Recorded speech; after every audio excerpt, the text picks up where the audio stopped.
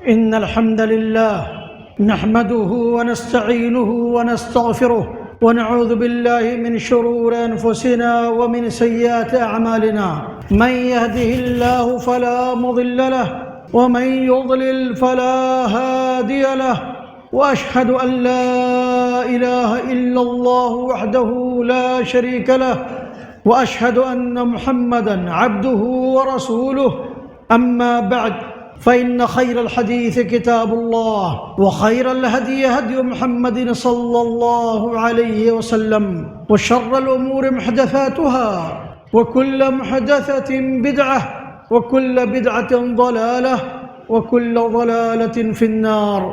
أعوذ بالله السميع العليم من الشيطان الرجيم. بسم الله الرحمن الرحيم.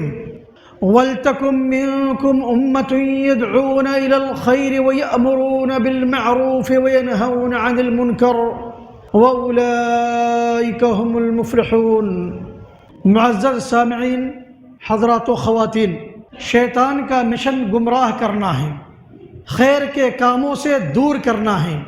اپنے اس مشن کے لیے وہ دو حربے استعمال کرتا ہے. ایک حربہ یہ ہے کہ انسان کو خیر کے کام سے دور کر دیا جائے، بیزار کر دیا جائے، اور اگر وہ یہ دیکھتا ہے کہ اس شخص کا رجحان نیکی کی طرف ہے تو وہ ایسی صورت میں اس کو غلو کا راستہ دکھاتا ہے.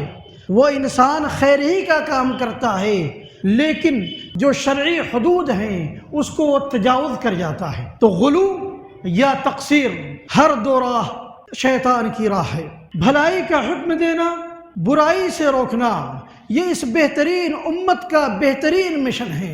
تو شیطان بھی اس بہترین مشن کو خراب کرنے کے لیے اس طرح انسان کے پیچھے پڑتا ہے کہ جیسا کہ شیخ الاسلام ابن تیمیہ نے لکھا ہے کہ یہ بہترین مشن ظلم و عدوان کی شکل اختیار کر جاتا ہے. اس لیے ضرورت اس بات کی ہے کہ اس بہترین مشن کے جو شروط و ضوابط ہیں اس کو سمجھا جائے اور اس کے مطابق اس بہترین مشن کو انجام دیا جائے. آئیے ہم سب سے پہلے اس بہترین مشن کے شروط کے بارے میں کچھ سنتے ہیں. اہل علم کہتے ہیں کہ کسی برائی سے روکنے کے لیے 4 شرطوں کا پایا جانا ضروری ہے. سب سے پہلی شرط یہ ہے کہ وہ منکر ہو، برائی ہو، چاہے وہ برائی چھوٹی ہو یا بڑی ہو، حرام ہو یا مکروہ ہو. اگر شریعت نے اس برائی سے روکا ہے تو اس سے روکا جائے گا. اس برائی کو جاننے کا معیار، برائی پر برائی کا حکم لگانے کا جو معیار ہے وہ شریعت ہے. ہر وہ چیز بری ہے جسے شریعت نے برا قرار دیا ہے، جس سے شریعت نے روکا ہے، چاہے ہمارے معاشرے میں وہ چیز اچھی کیوں نہیں سمجھی جاتی ہو. اہل علم کہتے ہیں کہ یہاں منکر کا لفظ استعمال کیا جاتا ہے. منکر سے روکنا، برائی سے روکنا. یہاں لفظ معصیت کا استعمال نہیں کیا جاتا ہے. کیوں؟ اس لیے کہ ہر وہ منکر جس سے شریعت نے روکا ہے اس سے روکا جائے گا. اس میں یہ نہیں دیکھا جائے گا کہ اس برائی کو انجام دینے والا گنہگار ہے یا نہیں ہے. تو گرچہ اس برائی کو انجام دینے والا شرعی اعتبار سے گنہگار نہیں ہے، مگر وہ اس برائی کو انجام دے رہا ہے جس سے شریعت نے روکا ہے تو اس آدمی کو روکا جائے گا. آپ سوچ رہے ہوں گے کہ یہ کیسی برائی ہے جس سے شریعت نے روکا بھی ہے اور کرنے والے کے حق میں وہ گناہ بھی نہیں ہے. جی، ایک آدمی پاگل ہے، چونکہ عقل اس کے پاس نہیں ہے اس لیے شریعت کے احکام کا وہ مکلف نہیں ہے. اگر ایک شرابی روڈ پر بیٹھ کر شراب پیتا ہے تو اس کا شراب پینا منکر ہے کیونکہ شریعت نے اس سے روکا ہے، گرچہ وہ اس پاگل کے حق میں گناہ نہیں ہے کیونکہ وہ شرعی احکام کا مکلف نہیں ہے. تو کیا ہم اس کو یہ سمجھ کے چھوڑ دیں گے کہ چلو تم پاگل ہو تو روڈ پر شراب پیو؟ نہیں، اس پاگل کو بھی شراب پینے سے روکا جائے گا کیونکہ یہ منکر ہے. اس لیے کہ اگر اس کو نہیں روکا جائے گا تو برائی معاشرے میں عام ہوگی. اسی طریقے سے بچہ ہے جو نابالغ ہے، تو جب تک وہ نابالغ ہے وہ شرعی احکام کا مکلف نہیں ہے. لیکن اگر کوئی بچہ اگر کسی برائی کا ارتکاب کرتا ہے جس سے شریعت نے روکا ہے تو اس کو اس برائی سے روکا جائے گا گرچہ وہ بچہ گنہگار نہیں ہے. دوسری شرط یہ ہے کہ وہ برائی فی الحال موجود ہو، بروقت وہ برائی پائی جا رہی ہو۔ اگر بروقت وہ برائی پائی جائے گی تو اس سے روکا جائے گا، لیکن اگر اس برائی کا ارتکاب ماضی میں ہو چکا ہے تو ظاہر سی بات ہے کہ ابھی آپ کے سامنے وہ برائی کی ہی نہیں جا رہی ہے، تو آپ اس سے کیسے روکیں گے؟ لیکن اب یہاں مسئلہ اس کی سزا کا ہے، جس نے اس برائی کو انجام دیا ہے تو یہ سزا کا اختیار حاکم وقت کو ہے، برسر اقتدار لوگوں کو ہے، عام لوگوں کا یہ اختیار نہیں ہے۔ جبکہ برائی سے روکنا یہ ہر قدرت رکھنے والے، استطاعت رکھنے والے مسلمان کی ذمہ داری ہے، لیکن وہ برائی انجام دے چکا ہے، اس لیے اب برائی سے روکنے کا مسئلہ تو باقی نہیں رہا، اب اس کی سزا کا مسئلہ ہے جو صاحب اقتدار کی صلاحیت میں آتا ہے۔ عام انسان کے لیے یہ جائز نہیں ہے کہ وہ اس کو سزا دے۔ اسی طریقے سے اگر کوئی مستقبل میں کسی گناہ کے کرنے کا ارادہ کرتا ہے تو ظاہر سی بات ہے کہ وہ آپ کے سامنے ابھی تو منکر کا ارتکاب نہیں کر رہا ہے کہ آپ اس کو روکیں گے، مستقبل میں اس کا ارادہ ہے، اس کی ظاہری علامات واضح ہیں، تو ویسی صورت میں اس کو نصیحت کی جائے گی، اس کو اللہ سے ڈرایا جائے گا۔ تیسری شرط یہ ہے کہ وہ منکر ظاہر ہو، بغیر جاسوسی کے، بغیر تجسس کے، وہ منکر بالکل ظاہر و باہر ہو، عیاں ہو۔ شریعت نے انسان کے احترام کا بہت لحاظ کیا ہے اور سماج میں نہایت امن و سکون کے ساتھ زندگی گزارنے کا سلیقہ دیا ہے۔ کسی انسان کے لیے جائز نہیں ہے کہ کسی کے گھر میں بغیر اجازت کے داخل ہو جائے، داخل ہونا تو دور، کسی کے لیے جائز نہیں ہے کہ کسی کے گھر میں بغیر اجازت کے جھانکے۔ تو جس اسلام نے اتنی سختی کی ہے وہاں تجسس کیسے جائز ہو سکتا ہے؟ اسلام نے نہایت سختی کے ساتھ تجسس سے منع کیا ہے۔ رب العالمین فرماتا ہے یا ایھا الذین آمنوا اجتنبوا کثیرا من الظن ان بعض الظن اسم ولا تجسسوا، اے ایمان والو بہت سارے گمان سے بچو، بعض گمان گناہ ہے، اور جاسوسی مت کرو۔ اور نبی اکرم صلی اللہ علیہ وسلم کی متفق علیہ حدیث ہے، آپ فرماتے ہیں ایاکم والظن فإن الظن اکذب الحدیث ولا تجسسوا، لوگو بدگمانی سے بچو، اس لیے کہ یہ نہایت جھوٹی قسم کی بات ہے، اور جاسوسی مت کرو۔ ابو داؤد کی روایت ہے، حضرت معاویہ رضی اللہ تعالیٰ عنہ فرماتے ہیں کہ رسول اللہ صلی اللہ علیہ وسلم نے فرمایا ان اتبعت عورات المسلمین افسدتہم او کدت ان تفسدہم، کہ اگر تم مسلمان کے عیوب کو تلاش کرو گے تو تم ان کو بگاڑ دو گے، فساد کے دہانے تک پہنچا دو گے۔ تو اسلام نے جاسوسی سے روکا ہے۔ تو اگر منکر ظاہر نہیں ہے تو جاسوسی کی ضرورت نہیں ہے۔ مصنف عبد الرزاق میں اور مستدرک حاکم میں عبد الرحمن بن عوف رضی اللہ تعالیٰ عنہ جو عشرہ مبشرین بالجنہ میں سے ہیں، عمر بن خطاب رضی اللہ تعالیٰ عنہ بھی عشرہ مبشرین میں سے ہیں، یہ دونوں رات میں گشت کر رہے تھے، دیکھا کہ ایک گھر میں چراغ جلا ہوا ہے، دروازہ بند ہے، گھر سے شور اور ہنگامے کی آواز آ رہی ہے۔ عمر بن خطاب نے فرمایا کہ یہ ربیعہ بن امیہ بن خلف کا گھر ہے، ایسا لگ رہا ہے کہ یہ لوگ شراب پی رہے ہیں۔ عبد الرحمن بن عوف رضی اللہ تعالیٰ عنہ سے پوچھا آپ کی کیا رائے ہے؟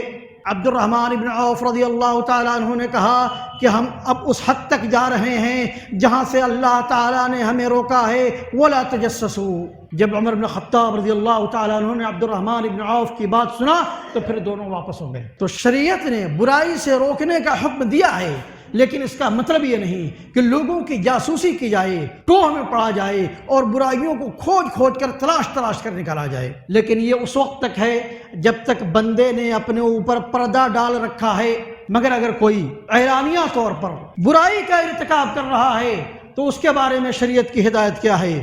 حضرت ابو ہریرہ رضی اللہ تعالیٰ عنہ کی روایت ہے، رسول اللہ صلی اللہ علیہ وسلم فرماتے ہیں کل امتی معافی الا المجاہرین وان من المجاہرۃ ان يعمل الرجل باللیل عملا ثم يصبح وقد ستره الله فيقول يا فلان عملت البارحة كذا وكذا وقد بات يستره ربه ويصبح ويكشف ستر الله عنه رواہ البخاری، کہ تمام امتی کو معاف کر دیا جائے گا سوائے اس کے جس نے علی الاعلان برائیوں کا ارتکاب کیا اعلان برائیوں کے ارتکاب کی ایک شکل یہ ہے کہ انسان رات میں برائی کرتا ہے، پردے میں رات کی تاریکی میں برائی کرتا ہے، اور اللہ تعالیٰ نے اس پر پردہ ڈال رکھا ہے، مگر وہ صبح کرتا ہے تو صبح میں لوگوں سے بیان کرنا شروع کرتا ہے کہ میں نے رات ایسا ایسا کیا ہے۔ تو اللہ تعالیٰ نے جو اس پر پردہ ڈال رکھا تھا وہ بندہ خود اس پردے کو چاک کر رہا ہے، تو ایسے لوگوں کے سلسلے میں اسلام کی ہدایت یہ ہے کہ اسے معاف نہیں کیا جائے گا۔ فرق کیا ہے دونوں میں؟ ایک آدمی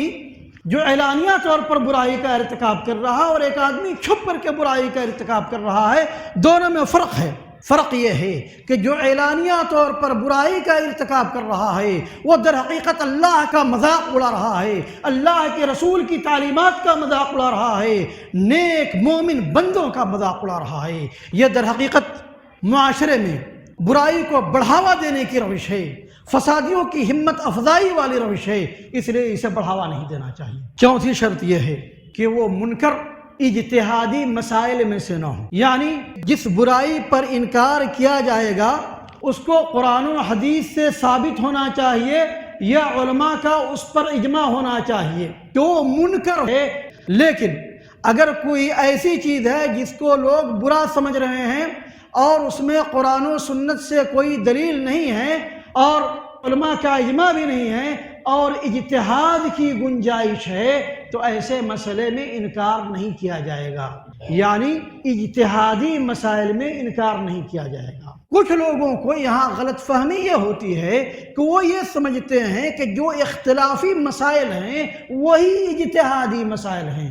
نہیں، ایسا نہیں ہے، دونوں میں فرق ہے، اس لیے کہ بعض اختلافی مسائل ایسے ہیں جس میں قرآن و سنت کی واضح دلیلیں ہیں، تو جہاں واضح دلیل ہونے کے باوجود بھی اختلاف پایا جاتا ہے وہاں اس منکر سے روکا جائے گا۔ لیکن جہاں واضح دلیلیں نہیں ہیں، اجماع بھی نہیں ہے اور اجتہادی مسائل میں سے ہے تو وہاں انکار نہیں کیا جائے گا۔ گویا کہ چوتھی شرط یہ ہے کہ اجتہادی مسائل میں انکار نہیں ہے۔ علامہ ابن القیم رحمۃ اللہ علیہ نے اس کو اعلام الموقعین میں بہت اچھی طرح واضح کیا ہے۔ اللہ تعالیٰ سے دعا ہے کہ اللہ تعالیٰ ہم تمام مسلمانوں کو یہ توفیق عطا فرمائیں کہ اس بہترین مشن کو ہم بہترین ڈھنگ سے انجام دیں تاکہ ہمارے معاشرے میں بھلائی کا بول بالا ہو اور برائی کا خاتمہ ہو۔ وآخر دعوانا الحمدللہ رب العالمین۔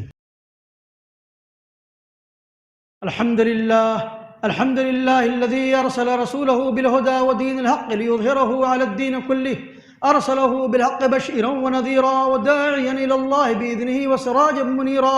أما بعد، معزز سامعین، اللہ تعالیٰ نے اس بہترین مشن کا ہمیں مکلف کیا ہے تاکہ ہمارے معاشرے میں بھلائی کا بول بالا ہو اور برائی کا خاتمہ ہو سکے۔ لہذا اگر بعض صورتوں میں اس مشن کو انجام دینے کی وجہ سے اس سے بڑی برائی جنم لے رہی ہے تو ویسی صورت میں ہمیں اس مشن سے رک جانا چاہیے، کیونکہ اس کا جو نتیجہ برآمد ہو رہا ہے وہ نتیجہ اس سے زیادہ برا، اس سے زیادہ خطرناک، اس سے زیادہ سنگین ہے۔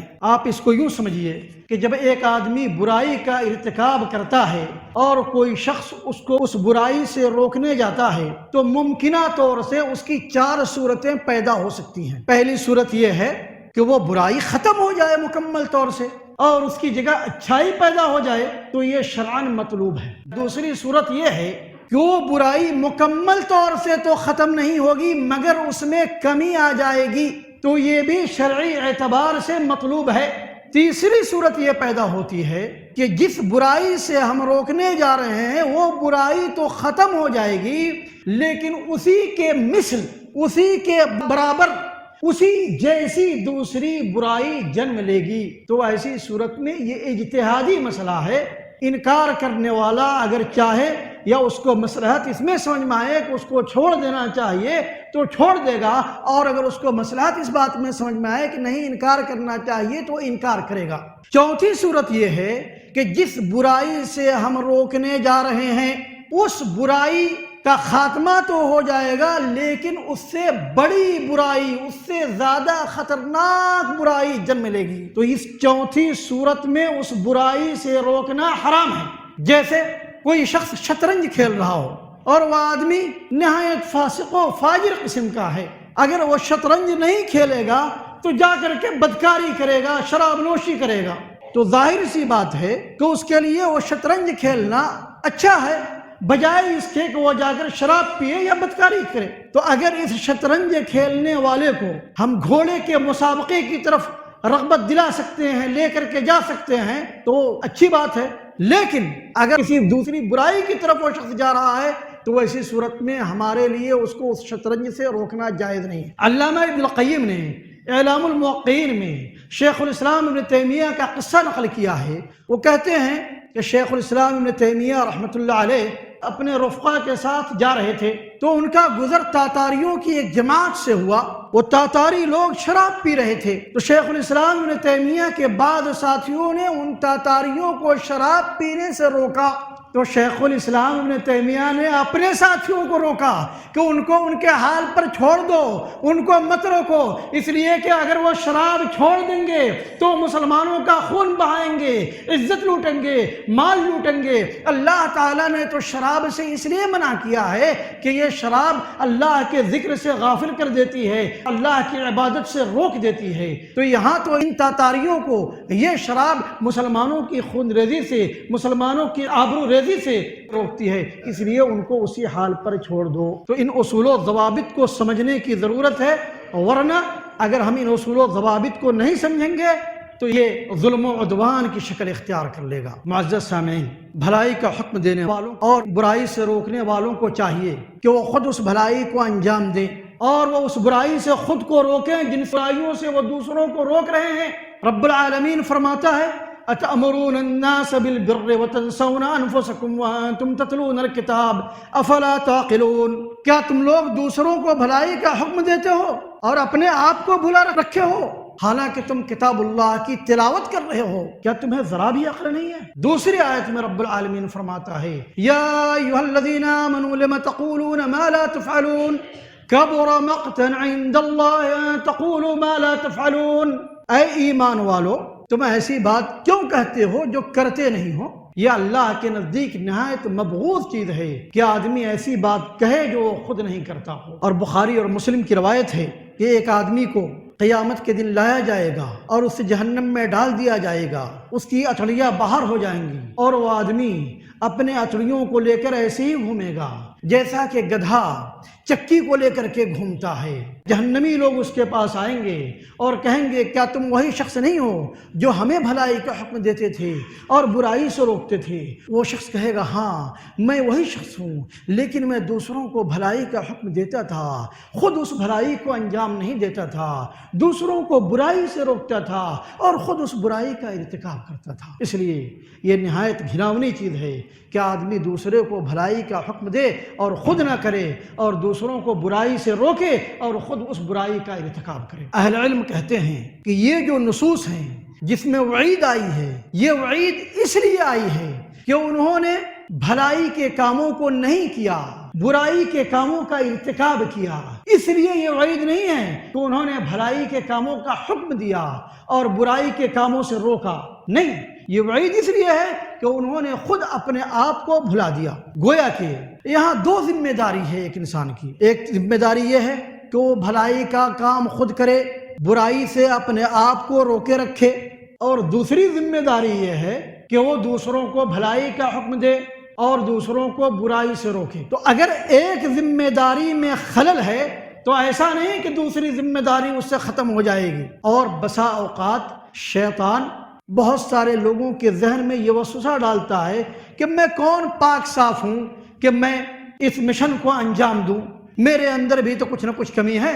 تو ظاہر سی بات ہے کہ جب ہم انسان ہیں تو ہر انسان کے اندر کچھ نہ کچھ کمی ہوتی ہے۔ تو اگر ایسا کہا جائے کہ ہر آدمی کے اندر کچھ نہ کچھ کمی ہے تو اس کا مطلب یہ ہے کہ اس مشن کو کوئی انجام ہی نہیں دے گا۔ امام مالک نے مشہور تابعی سعید بن جبیر رحمۃ اللہ علیہ کا قول نقل کیا ہے لو كان المرء لا يأمر بالمعروف ولا ينهى عن المنكر حتى لا يكون فيه شيء ما امر احد بمعروف ولا نهى عن منکر۔ کیا اگر آدمی بھلائی کا حکم نہیں دے گا اور برائی سے نہیں روکے گا، یہاں تک کہ وہ بالکل ہر چیز سے پاک صاف ہو، تو کہتے ہیں کہ اس کا مطلب یہ ہے کہ کوئی بھی اس کام کو انجام نہیں دے گا، اس لیے کہ کون ہے جس کے اندر کوئی چیز نہیں پائی جاتی۔ امام مالک موطا میں سعید بن جبیر رحمہ اللہ کی اس قول کو نقل کرنے کے بعد کہتے ہیں وَمَنْ ذَا الَّذِي لَا يَكُونُ فِيهِ شَيْءٌ، کون ہے ایسا آدمی جو ہر عیب سے، ہر برائی سے پاک ہو؟ تو بہرحال یہ شیطانی وسوسہ ہے جس کا شیطان استعمال کرتا ہے، اور بہت سارے لوگ اس بنیاد پر اس مشن کو انجام دینے سے رکے رہتے ہیں، تو یہ ان کی سوچ غلط ہے، اس کی انہیں اصلاح کرنی چاہیے۔ اللہ تعالیٰ سے دعا ہے کہ اللہ تعالیٰ ہمیں اس مشن کو انجام دینے کی توفیق عطا فرمائیں۔ اللہ تعالیٰ ہمیں ان تمام کاموں کی توفیق دے جو رب العالمین کی رضا کا باعث ہوں، اور ان تمام کاموں سے بچائے جو رب العالمین کے غضب و غضب کا باعث ہوں۔ ان اللہ وملائکتہ یصلون علی النبی یا ایھا الذین آمنوا صلوا علیہ وسلموا تسلیما اللهم صل على محمد وعلى آل محمد كما صليت على إبراهيم وعلى آل إبراهيم إنك حميد مجيد وبارك على محمد وعلى آل محمد كما باركت على إبراهيم وعلى آل إبراهيم إنك حميد مجيد اللهم ارض عن الخلفاء الراشدين أبي بكر وعمر وعثمان وعلي وعن سائر الصحابة أجمعين وعنا معهم بجودك وكرمك يا أكرم الأكرمين اللهم أعز الإسلام والمسلمين اللهم أعز الإسلام والمسلمين اللهم أعز الإسلام والمسلمين اللهم اجعل كيد أعداء الدين في نحورهم وزلزل الأرض من تحت أقدامهم يا قوي يا عزيز اللهم اشف مرضانا وفك أسرانا وعاف مبتلانا واغفر لموتانا يا أرحم الراحمين ربنا آتنا في الدنيا حسنة وفي الآخرة حسنة وقنا عذاب النار ربنا تقبل منا إنك أنت السميع العليم وتب علينا إنك أنت التواب الرحيم سبحان ربك رب العزة عما يصفون وسلام على المرسلين والحمد لله رب العالمين